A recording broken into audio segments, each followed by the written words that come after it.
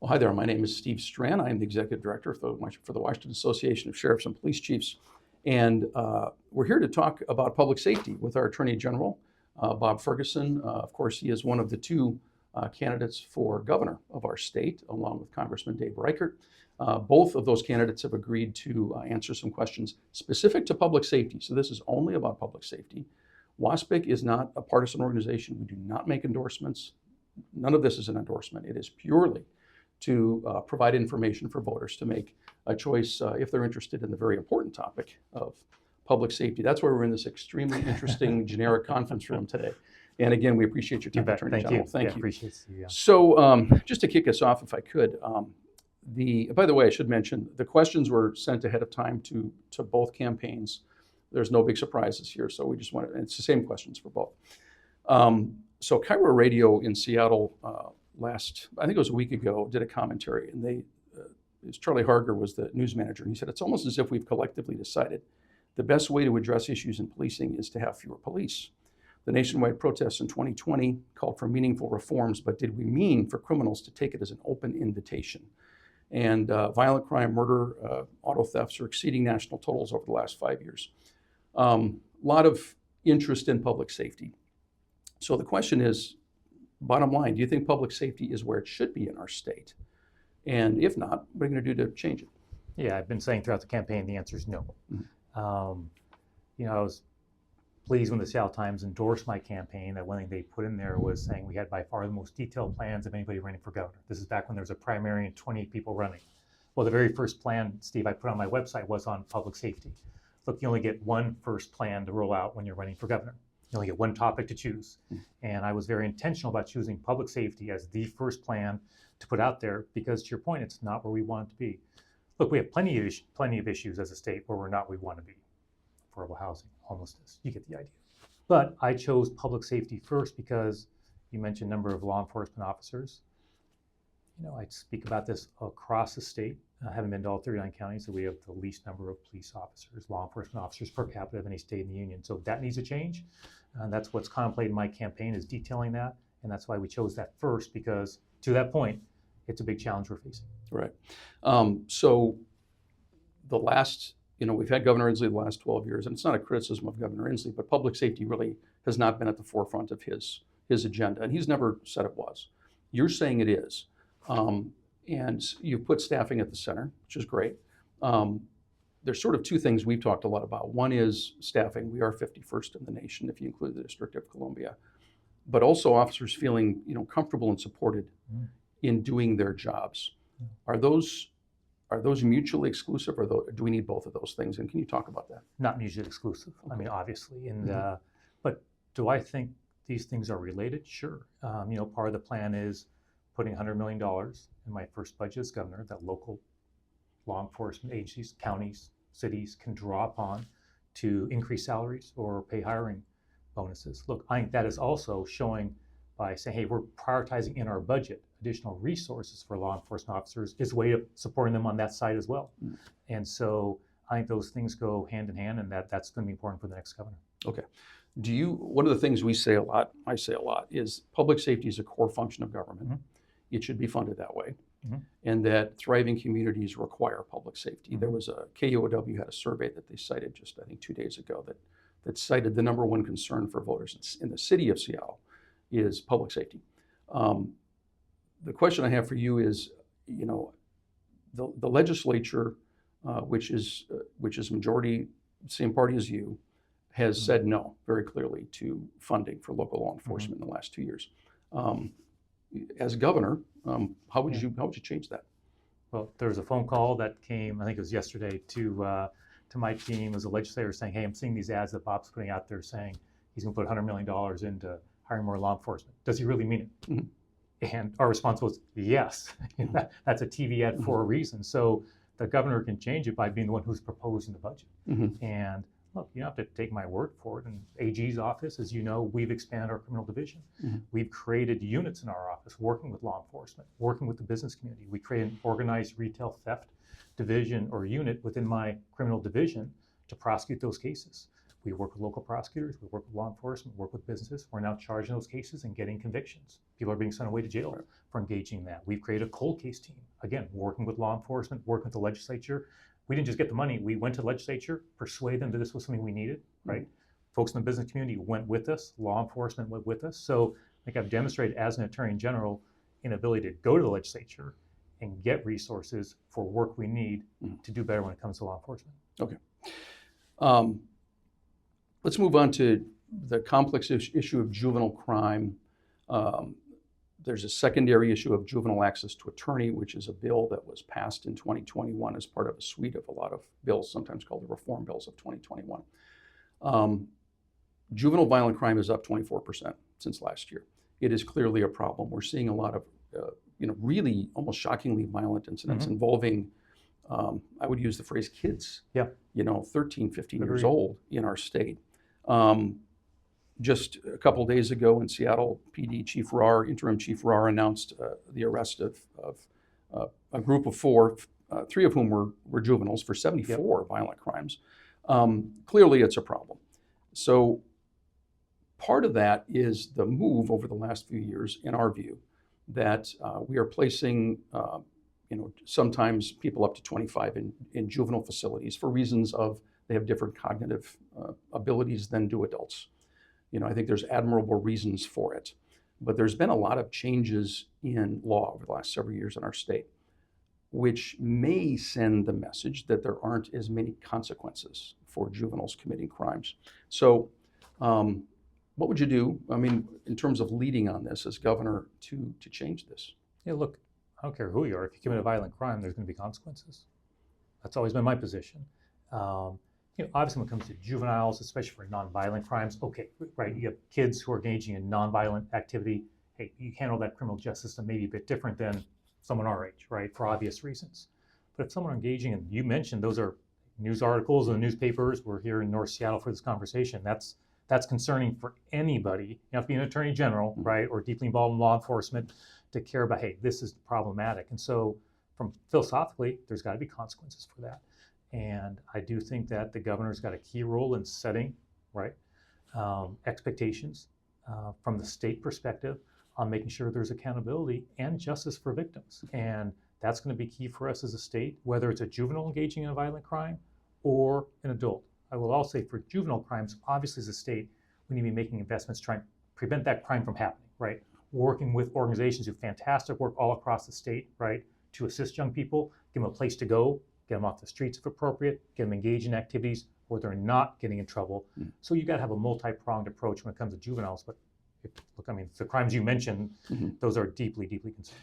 Well, and just to simplify the question, that I think I'm hearing you say this, but I want to clarify. Are consequences significant enough for violent crimes when they're committed by juveniles, in your opinion? I don't think across the board the penalties are enough. Look, we bring criminal cases, just to be clear, Steve. It's unusual, so we can only bring a criminal case, as you know, because if someone breaks into a car, my office does not have any criminal jurisdiction, right? Someone commits murder, we don't have jurisdiction to charge anybody, as you know, but a local prosecutor, county prosecutor, can ask my team to take a case. That's how we have a criminal division. If they have a conflict, they don't have the resources, they can ask my team to do the case.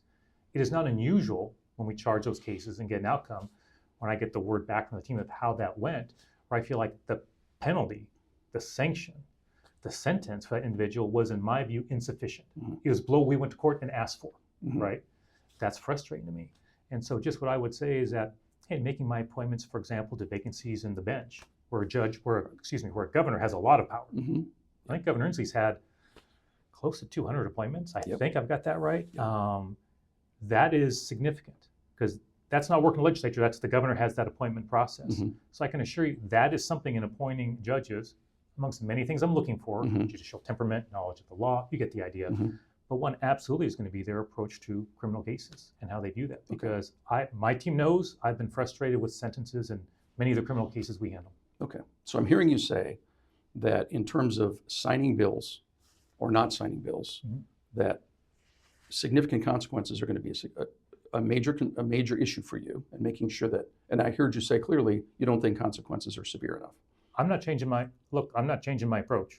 Anyone, I'll just be clear, as my time as a prosecutor, there's a reason why prosecutors, both Republicans and Democrats, across the state, whether they endorse Dave Reichert or endorse me, send me their most difficult cases, attempted murders, you name it.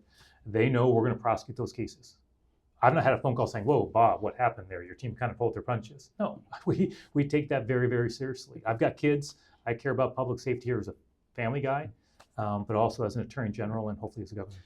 And I appreciate your comment about the judges, because you're right. I think a lot of people miss that, but the power to appoint judges is a huge Absolutely. authority that the governor has. Absolutely. And the effect of who is appointed is significant. So I appreciate you talking about the relationship with that and our approach to significant sentencing. So thank you. Let's talk about the DCYF intake freeze. So the Department of Children, Youth, and Families, which is a gubernatorial cabinet, of course, unexpectedly announces a pause on admissions, and this was a couple of months ago now, at 2 juvenile detention centers. Again, it's a little inside baseball, but the law was changed a few years ago so that people up to 25 can go into those facilities. That was a legislative decision, under the idea that it's not good for people that young to be in the Department of Corrections facilities. Do you agree that that change contributed to the situation? And more specifically, what would you do as governor to lead on this issue, which right now means that in some cases we can't get people, violent juveniles, into a facility? Yeah, so a couple things. I mean, many things contribute to the situation, which is a true crisis. That much is clear. I'm not on the inside on that. I don't know all what's going on, right? I see the same news stories you read, but I want to be clear. I'm not on the inside on that. I'm not a policymaker. I'm not the governor. But do we have a crisis there? Yes. Number two, what we need, not just in those facilities, but other facilities as well, is additional resources, right?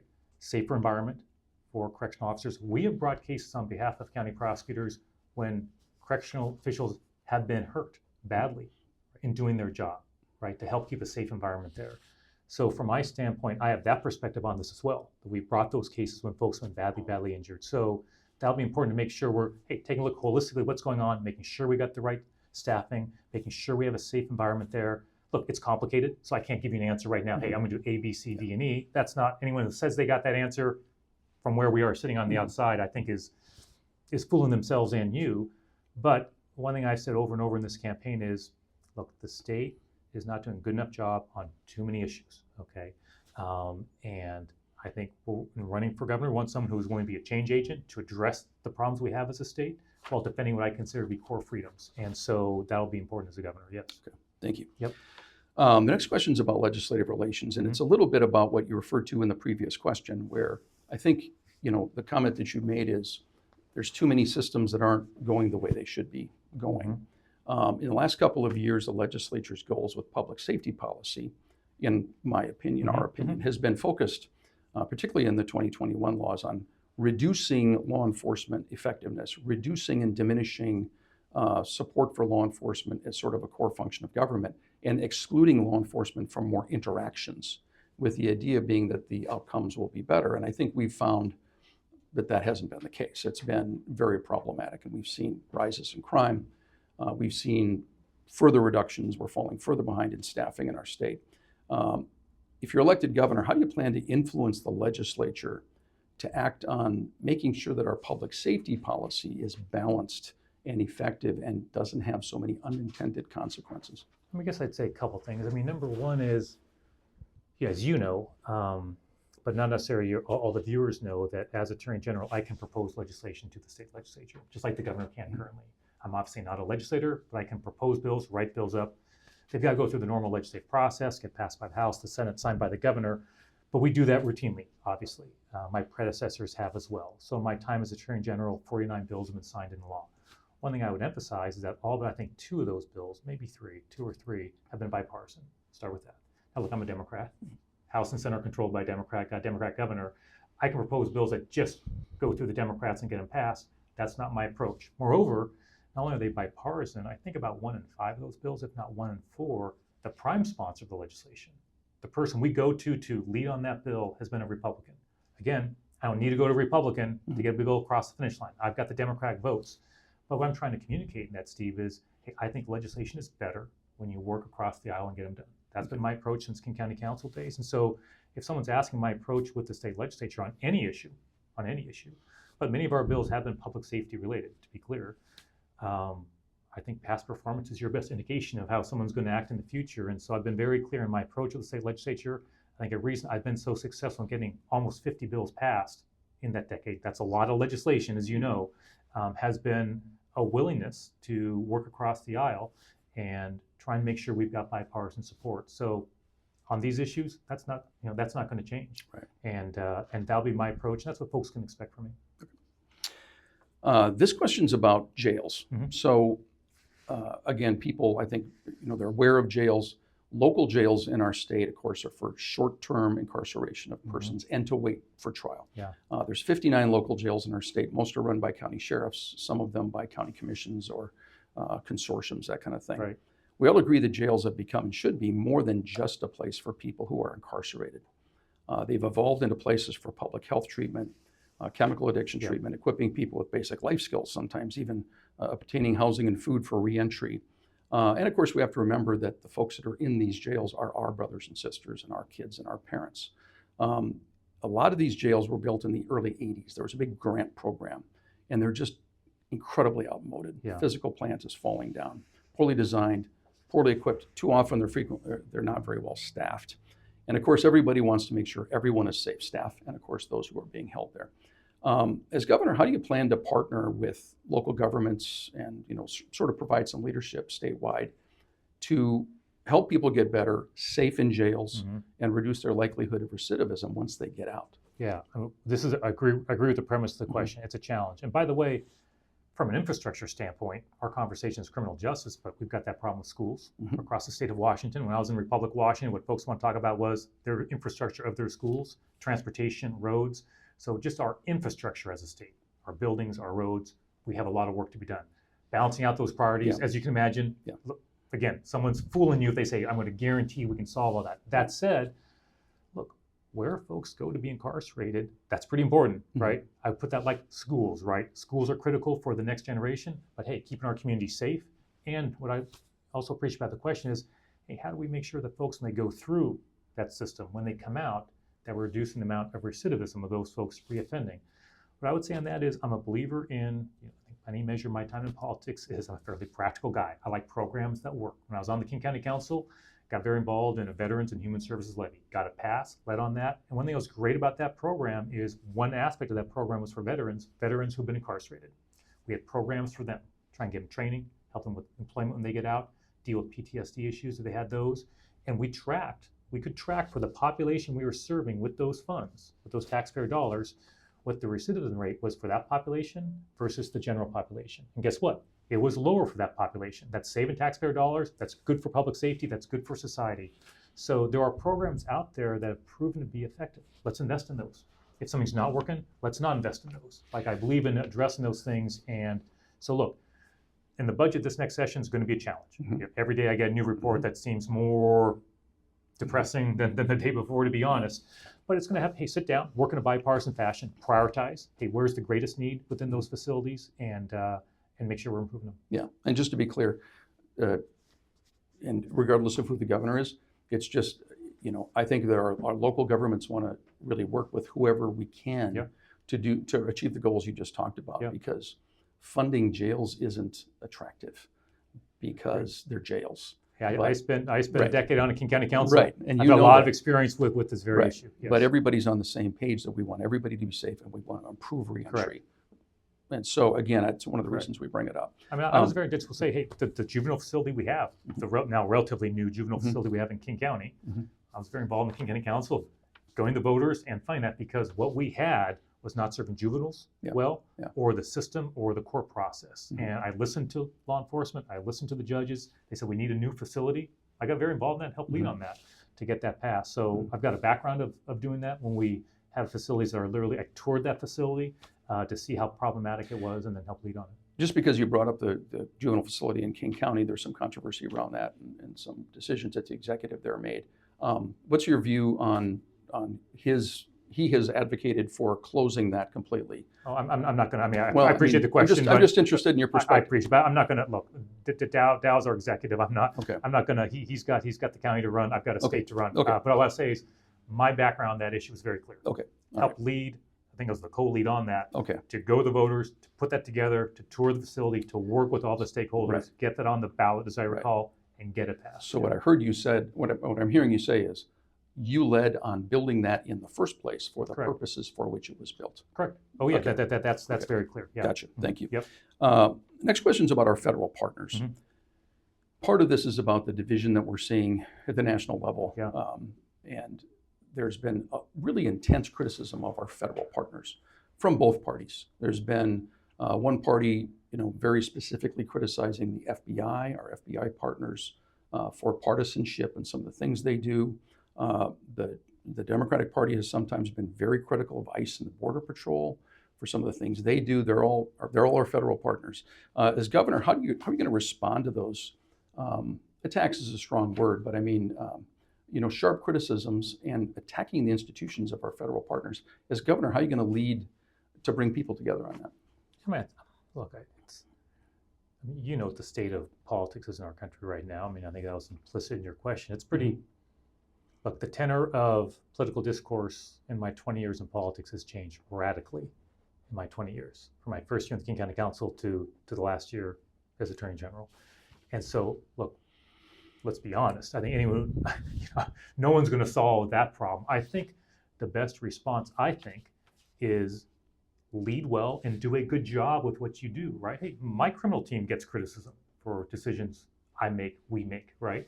Hey, the best thing we can do to respond is try and do the best possible work we can to be good partners to law enforcement, to lead by example.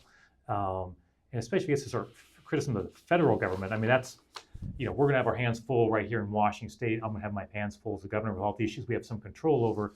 It's pretty tough to control that. Now, look, if someone says something in some capacity that's like totally beyond the pale, fine. But look, we live in a robust democracy, right? I don't go taking on Republican members of Congress who say something critical of the Department of Justice. I don't think I've ever tweeted about that in my life. I may have thoughts about that, okay? I don't think I've ever commented on that. So I tend not to make a habit of things that are sort of beyond my control, but I have some influence over them. I'll be focused on as governor is making sure we have the best criminal justice system possible right here. Okay. Collaboration. This question is about collaboration, and it's sort of the whiplash that I think some in law enforcement are feeling. I think some voters may be feeling about. There's kind of this whiplash back and forth, which again is part of some of the political discourse that's going on out there. Many of our sheriffs and chiefs, as well as community members, have expressed some frustration with public safety policies that appear to have been a little more extreme and sometimes driven by more extreme voices. And again, particularly with some of the reform laws we saw from 2021, a very intense time in our history. I mean, I'll acknowledge that. But those have been significantly amended or completely changed in some cases. A healthy collaborative government includes, listening to everyone's voices. And, when I talk to my colleagues in other states who are from states where the other party controls the governor's office and both chambers, they'll talk about frustration with policies there too. And as governor, how will you lead to make sure that we're balanced and we're not, all moving too far to one side so that everyone's being heard from?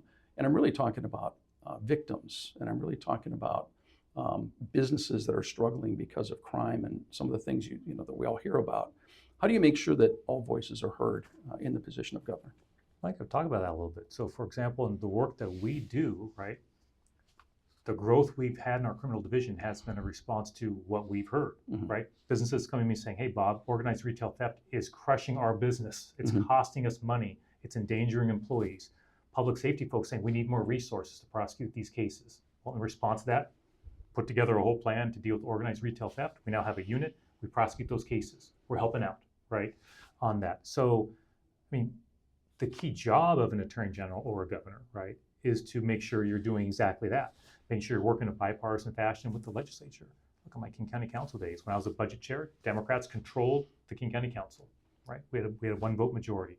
But the budget, when I was budget chair, was produced by 2 Democrats and 2 Republicans, being put in a room for a few weeks and crafting a budget that was presented to the full county council. We had a bipartisan vote, kept a AAA bond rating, fully funded our criminal justice system in a way that our sheriff supported, that our then Republican prosecutor supported, and we went forward, right? That was the way, that's my personality, that's how we did things. So look, there are always times where, hey, there's an impasse politically.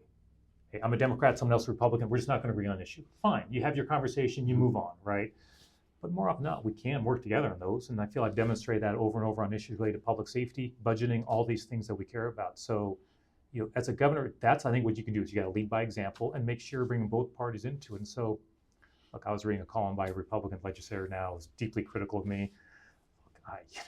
All bygones will be bygones. After I win this election, which I will do, by the way, I'll be reaching out to that legislator and saying, okay, let's get to work. He's a key person down there. Right. We need to work together. And so for me, having a short memory, put the politics behind, right? The campaign's going to be over soon. And after we're successful, working with both parties. You brought up the retail theft task force, Yeah. and some of the people watching this are going to say, well, that wouldn't be so bad if we were a little tougher on criminals in our state, which again came from majority party, which is the same party as you. Come on. Yeah, It's not. That's okay. Give me a break. I mean, yeah. I'm just being honest. Right. It's not. Look, we have 39 county prosecutors out there who prosecute these cases. Right. Most of them are Republicans. I'm sorry. Give me a break. You cannot lay. No.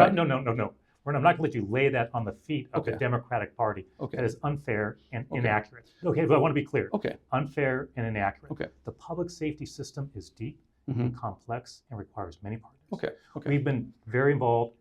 Look, I check my politics at the door. We take cases from Republican prosecutors and Democratic prosecutors equally.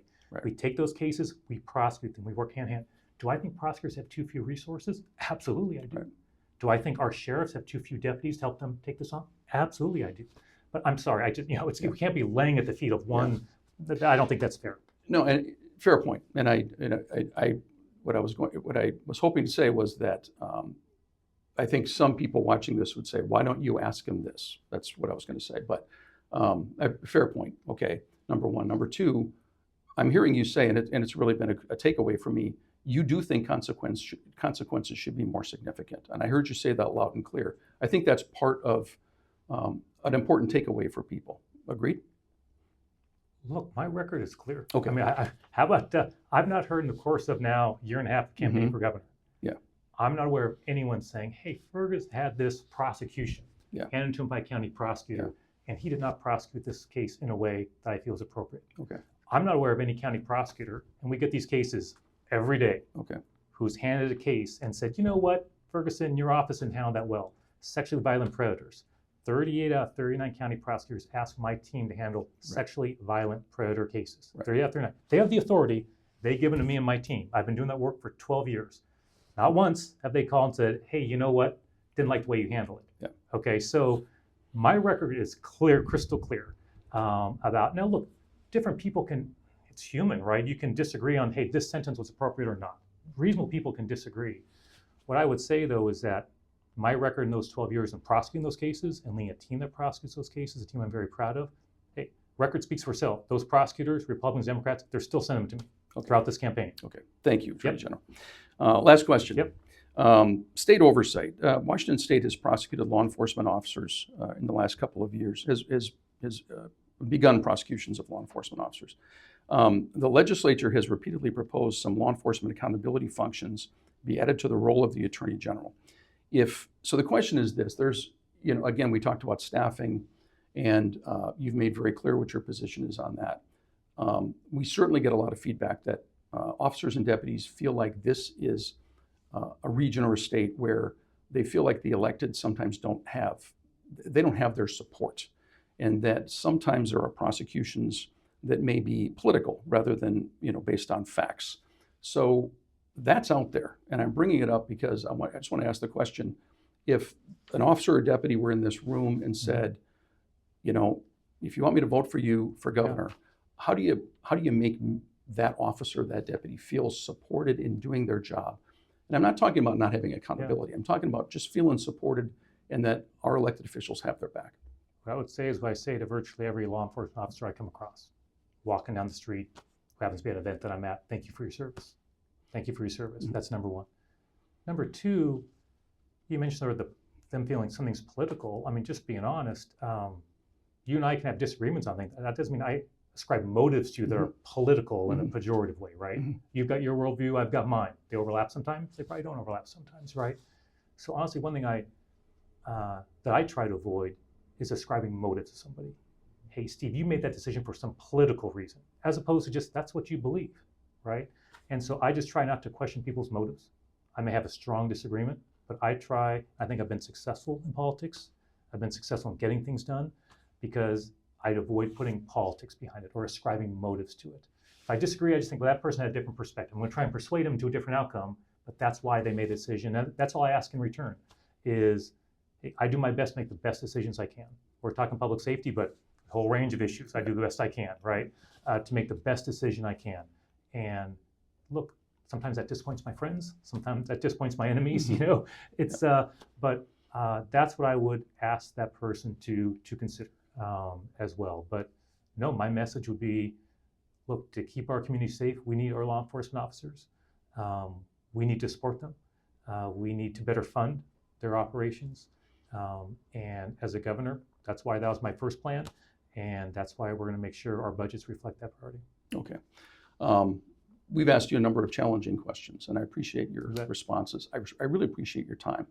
And I will say this to you, and I said this to Congressman Reichert, and I mean it when I say it. Standing for office is difficult. You've got to put yourself out there. Yep. It is very difficult on the person. It is difficult on your family. Yep. And you've stood as a county council member, as the attorney general, and now your willingness to stand for governor. And we have a robust conversation. Yep. But I want to thank you for standing to serve. And thank you for standing to serve the residents of the state of Washington, and very much appreciate your time. Thanks, Thank you, appreciate it. Attorney General. Yeah, you bet.